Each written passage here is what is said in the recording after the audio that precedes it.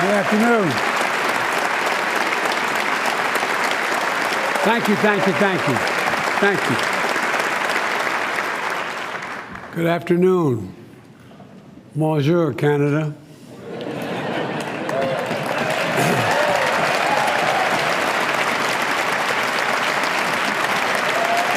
I must tell you,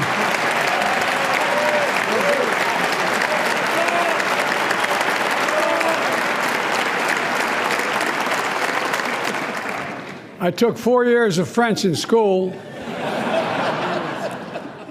First time I attempted to make a speech in French, I was laughed at. So that's as good as I can get right now. But seriously, thank you very, very much. Speaker of the House of Commons, Speaker of the Senate, members of the Parliament, thank you for the very kind welcome from my wife and I. Prime Minister Trudeau, you were my first meeting with a foreign leader just 1 month after my presidency during the hardest days of COVID-19. We had to make a visit virtual, but since then, we've been all over the world taking on some of the toughest issues our nations have faced in a very long time. I want to thank you for your partnership and for your personal friendship. I thank you very much.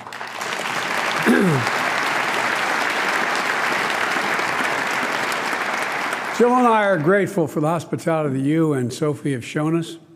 Ladies and gentlemen, I'm honored to have the opportunity to uphold a tradition carried out by so many of my predecessors in addressing the hallowed halls of the Canadian democracy, although this is a different hall. You've done a hell of a job here. This is really beautiful. It's really very beautiful. This is a custom that speaks to the closeness of our relationship. Americans and Canadians are two people, two countries, in my view, sharing one heart. It's a personal connection. No two nations on earth are bound by such close ties, friendship, family, commerce, and culture. Our labor unions cross borders. So do our sports leagues. Baseball, basketball, hockey. Listen to this, hockey. I have to say, I like your teams except the Leafs. I'll tell you why.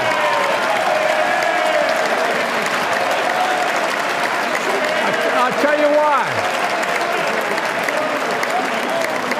I'll tell you why. They beat the Flyers back in January. That's why. And if I didn't see that, I married a Philly girl. If I didn't say that, I'd be sleeping alone, fellas. I like you, but not that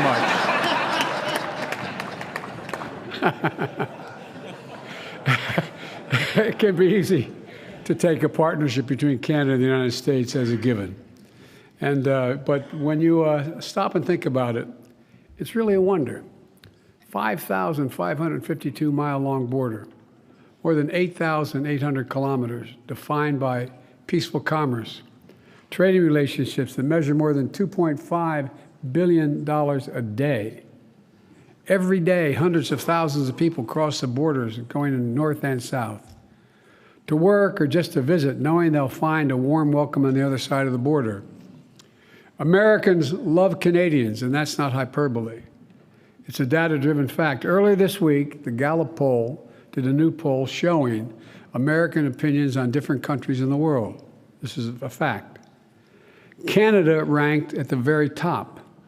88% favorable rating among Americans.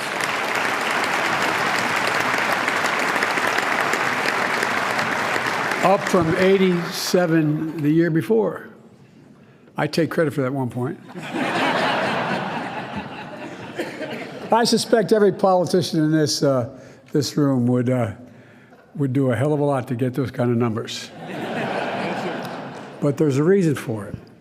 The same fundamental aspirations reverberate across both our nations, from the Atlantic to the Pacific, to live in freedom. Not just freedom, but live in freedom with dignity, to relentlessly pursue the possibilities of tomorrow, to leave our children and our grandchildren a future that's better because of our efforts, the people in this room and a similar room in the United States.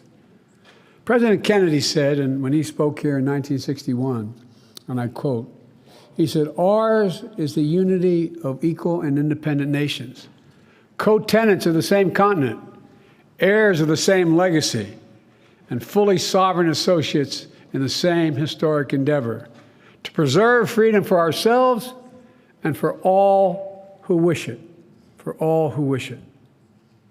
Through more than a century of that historic endeavor, Canada and the United States have had each other's backs.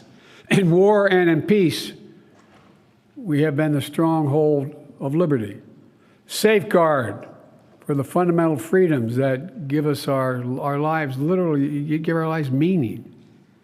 We have gladly stepped into the responsibilities of global leadership because we understand all that is at risk for Canadians and Americans alike when freedom is under attack anywhere in the world. Today, our destinies are intertwined and they're inseparable, not because of the inevitability of geography, but because it's a choice we've made again and again. The United States chooses to link our future with Canada because we know that we'll find no better partner, and I mean this from the bottom of my heart, no more reliable ally, no more steady friend. And today I say to you and to all the people of Canada that you will always, always be able to count on the United States of America. I guarantee it.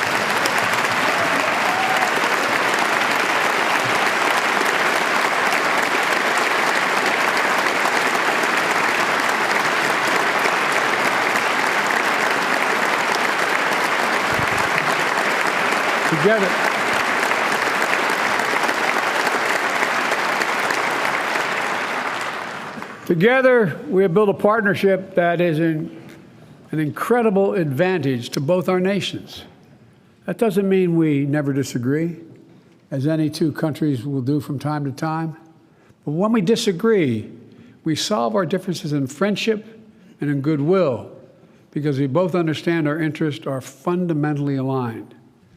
As we stand at this inflection point in history, I had a professor who once explained an inflection point as you're going down the highway at 60 miles an hour and you rapidly turn in one direction 5 degrees. You never get back on the same path again. But you're on a different course where the decisions we make in the coming years will determine the course of our world for decades to come. It happens every 5 or 6 generations, but we're at that point. Nothing gives me greater confidence in the future than knowing Canada and the United States stand together still. Today, I'd like to speak a little bit about the future, if I may. A future that's ours to seize. You know, I get criticized at home sometimes for saying that President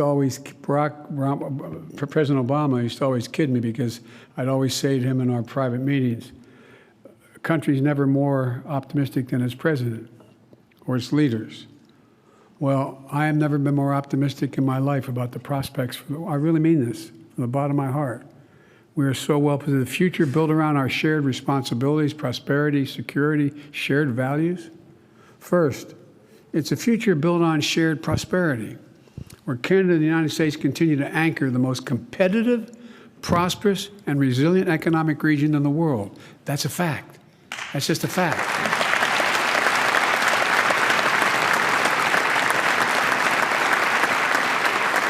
Where our supply chains are secure and reliable from end to end because we're creating the value at every step right here in North America. We're mining critical minerals, to manufacturing, packaging the most advanced semiconductors in the world, to producing electric vehicles and clean energy technology together. A future where we understand that economic success is not in conflict with the rights and dignity of workers or meeting our responsibilities addressing the climate crisis, but rather those things depend on us doing that. Depend on us doing that. Actually. Since becoming president, I've been laser focused on rebuilding the U.S. economy from the bottom up and the middle out. Not a whole lot trickled down from the top down on my dad's kitchen table. And by the way, when the middle class does well, the wealthy do very well. No one gets hurt.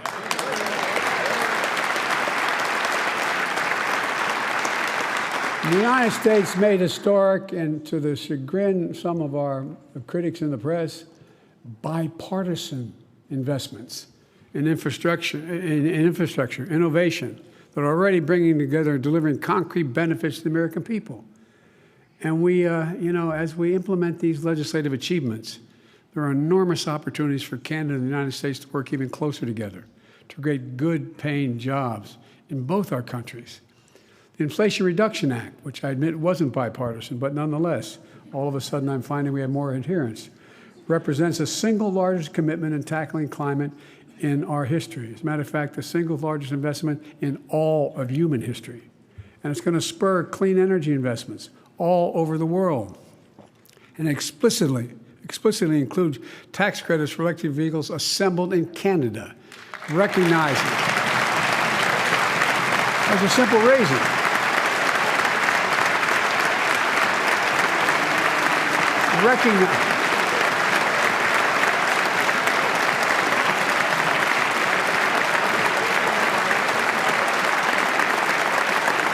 Recognizing how interconnected our auto industries are and our workers are.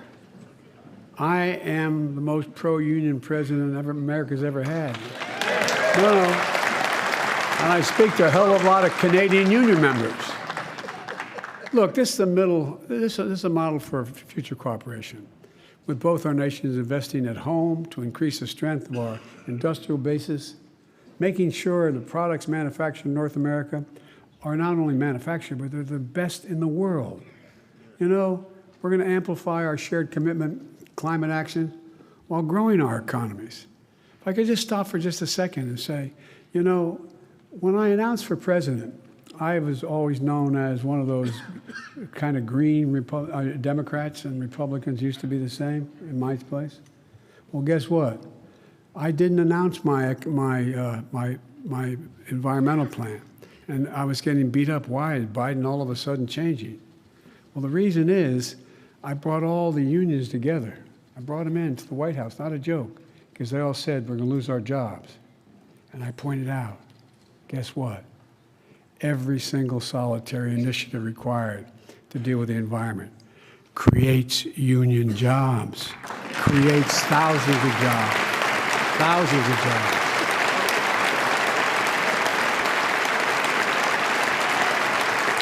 For example, I met with the IBEW and pointed out we're going to build 5,500 electric charging stations. Guess who builds them? Union workers. So look, we're coordinating the standard for new electric vehicles and charging stations, so that Americans and Canadians can continue to easily cross the border without ever hitting a snag in their American or Canadian-built automobiles, zero-emission vehicles. Moreover, we're going to build batteries and technologies that go into those vehicles together. We've learned the hard way during the pandemic that when we rely on just-in-time supply chains, that circle the globe, there are significant vulnerabilities to disruptions and delays. And it drives up cost here at home, both Canada and the United States. But there's a better way. Our nations are blessed with incredible natural resources. Canada in particular has large quantities of critical minerals that are essential for our clean energy future, for the world's clean energy future. And I believe we have an incredible opportunity to work together so Canada and the United States can source and supply here in North America everything we need for reliable and resilient supply chains.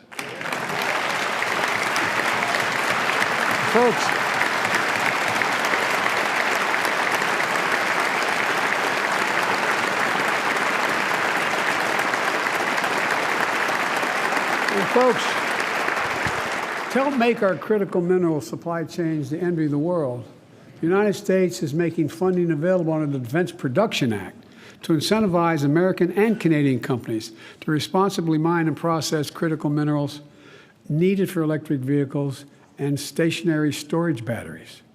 We're also building integrated supply chains for our semiconductors, a critical computer chip that I might note was invented in America, and then we lost control of it. We not only control it, we lost producing them and the power of so much of our daily lives. The IBM plant in Bromont, Quebec, is the largest semiconductor packaging and testing facility in North America. Chips made in Vermont in upstate New York are shipped to Bromont to be packaged in electronic components. But now Bromont is expanding with the support of the Canadian government. And there's going to be a lot more work to do. Thanks to the Bipartisan Chips and Science Act I signed into law last year, companies are breaking ground for new semiconductor plants across the United States, representing billions of dollars in new investments in American high-tech manufacturing. $12 billion from Taiwan Semiconductor Manufacturing Company in Arizona.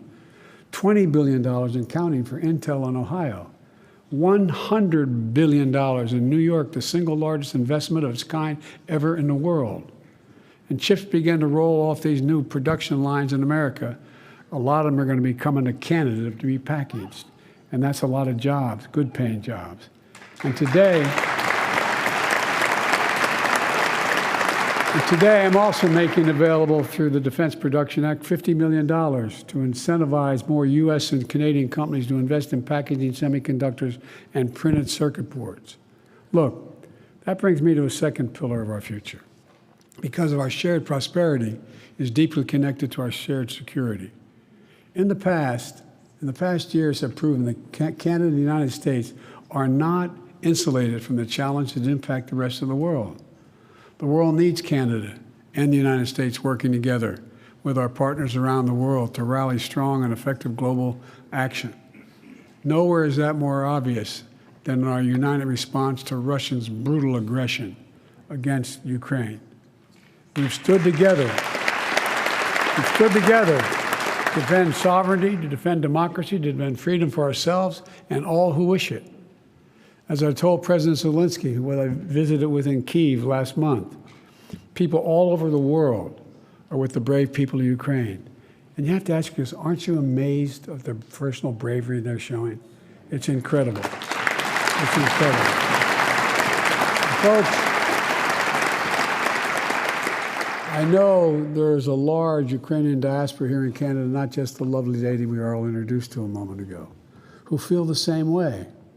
Canada and the United States, together with a coalition of 50 nations we've jointly worked to put together, are making sure that Ukraine can defend itself. We're supplying air defense systems, artillery systems, ammunition, armored vehicles, tanks, and so much more. Tens of billions of dollars so far.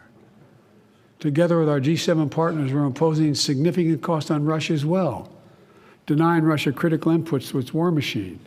We're independently holding Russia accountable for the war crimes and crimes against humanity that Russia is committing and continues to commit as I speak today. And Canada and America alike have opened their arms to Ukrainian refugees. Our people know well the high price of freedom. Our peace tower, your peace tower, stands testament to the sacrifices of more than 60,000 brave Canadians who perished in World War I, forever making this nation the champion of liberty. In the words of a Canadian poet, Lieutenant Colonel John McCree, still call to us from Flanders Field, echoing their charge through the ages. And I quote it, to you from failing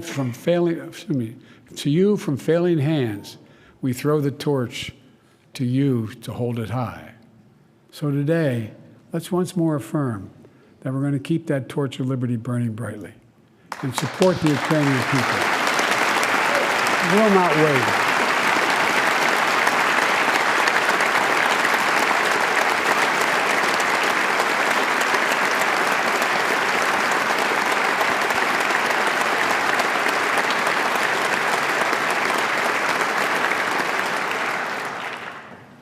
Putin was certain he would have been able to break NATO by now. He was certain of that. But guess what? His lust for land and power has failed thus far. Ukrainian people love of their country is going to prevail. In the face of President Putin's aggression against Ukraine, Canada and the United States are also making clear our commitment to our NATO allies. We'll keep our alliance strong and united. We'll defend every inch of NATO territory. An attack against one is an attack against all.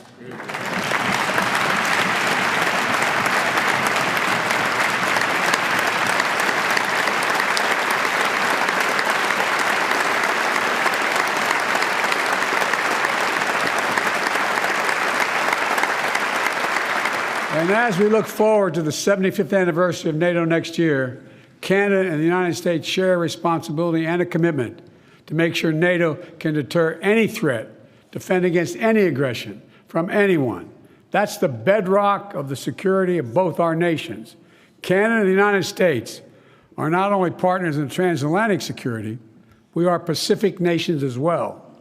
Earlier this month, we held our first U.S.-Canadian Indo-Pacific dialogue to deepen our cooperation in the vital region to promote an Indo-Pacific that is free and open and prosperous and secure. We're also an Arctic nation. We both recognize the critical importance of this region to our collective security and the interest of other nations all of a sudden in the Arctic. We're working in close coordination to steward and protect the northernmost reaches of our world. And we are American nations, deeply invested in ensuring that the Western Hemisphere is peaceful, prosperous, democratic, and secure.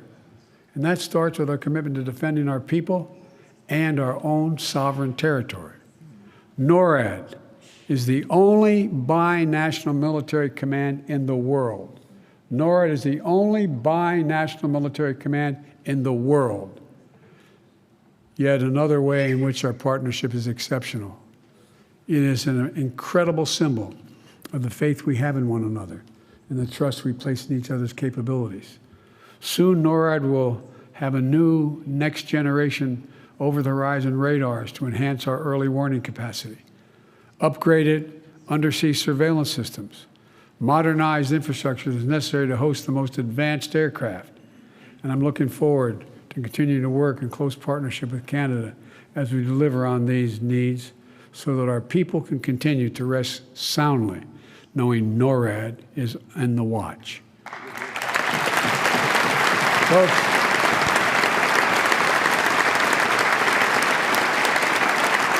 we are.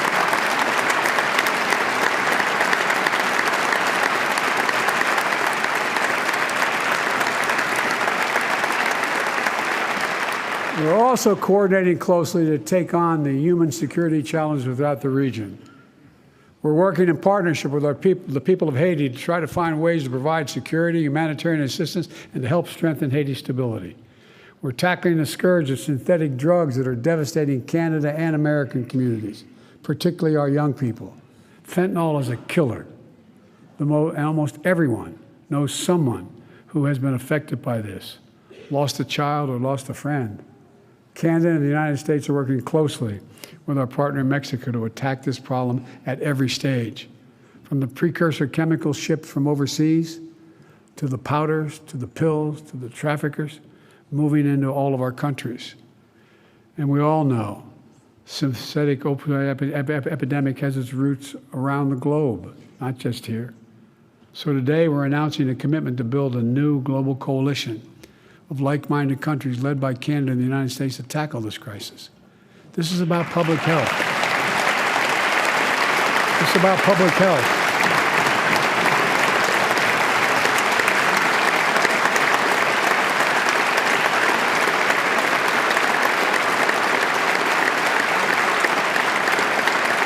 It's about public health, our economic futures, our national security.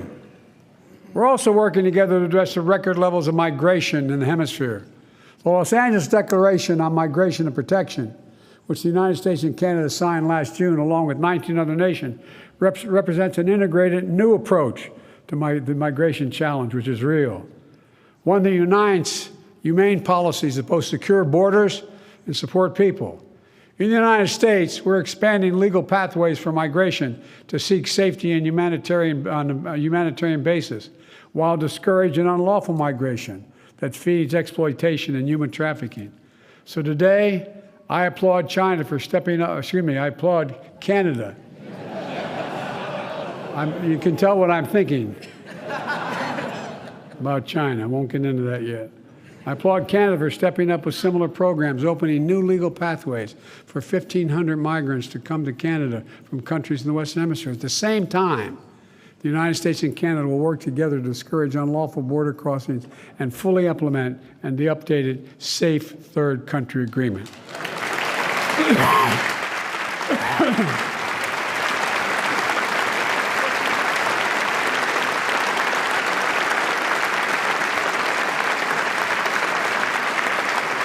Finally, as we advance our shared prosperity and security, we must never lose sight of our shared values, because our values are literally the linchpin holding everything else together. Welcoming refugees and seeking asylum seekers is a part of who Canadians and Americans are. In fact, the United States recently launched a new private sponsorship program for refugees. We call it Welcome Corps, which draws on Canadians' decades of leadership in refugee resettlement, where both countries build upon the nation-to-nation relationship with Native Americans and First Nations. We have both been influenced and strengthened by the contributions of generations of immigrants. We believe to our core that every single person deserves to live in dignity, safety, and rise as high as their dreams can carry them. We strive to defend human rights, to advance equality and gender equality, to pursue justice, and uphold the rule of law.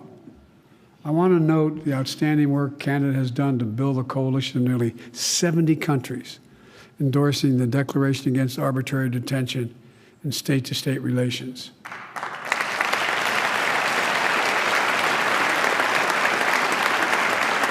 It's not only a statement of values. Our citizens are not bargaining chips. They're not diplomatic leverage. They're human beings with lives and families that must be respected. And I'm very glad to see the two Michaels, Michael Scarborough and Michael Clovering. They're safely back to their families after more than 1,000 days, 1,000 days in detention. If my mother were here, she'd say, God bless you both. Thank you for joining us today, and thank you for having an opportunity to meet you earlier. You know, the incredible diversity that defines each of our nations is our strength. And the Prime Minister Trudeau and I know this is a belief that you and I share. We both build administrations that look like America and look like Canada. I'm very proud. That both of us have cabinets that are 50% women for the first time in history.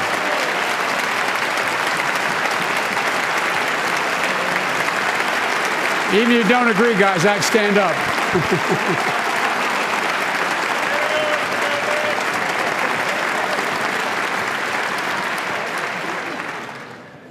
We took the lesson from you, because the bottom line is this. We make it easier for historically underrepresented, underserved communities to dream, to create, to succeed. We build a better future for all our people. So let's continue the work. Where there are no barriers, things look better. Where there are barriers to equal opportunity, we got to tear them down. Where inequity stifles potential, where we unleash the full power of our people, where injustice holds sway, let's insist on justice being done. Those are the shared values that imbue all of our efforts, our very democracy, our vitality, and our vibrancy. You know, it's what seems it drives us all. Some places and some persons are kind of forgetting what the essence of democracy is. We have to reach, it's what allows us to reach beyond the horizon. Let me close with this. The year after President Kennedy spoke in Canada's Parliament, he delivered a famous speech at Rice University, issuing a challenge for Americans to go to the moon in a decade's time. And you remember what he said? You probably do, because we had to learn it when we were in school. We choose to go to the moon in this decade and do other things not because it's easy, but because they are hard. Because that challenge is one that we are willing to accept, one that we're unwilling to postpone, and one which we will win. That speech tapped into something deep in America's character, something powerful, a belief that we can do big things. If you hold a second, just think about it. Turn on the television the last 2 years, whether it's in your country or mine. After 2 years of COVID, people began to wonder, can we still do big things? Big things. We sure in hell can. That confidence. I believe it with every fiber in my being. That confidence can make the most audacious dreams reality. And less than 7 years after Kennedy's speech, the entire world watched humanity lift its first footprints on those further shores. It inspired a generation and spurred much of the technology advancement we now enriches our daily lives. Today, our world once more stands at the cusp of breakthroughs and possibilities that have never before even been dreamt of. And Canada and the United States are leading and will continue to lead the way. In just a few days,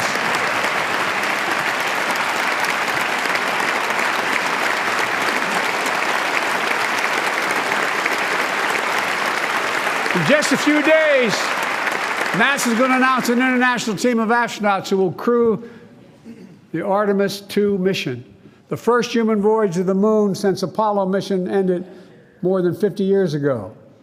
Will consist of 3 Americans and 1 Canadian.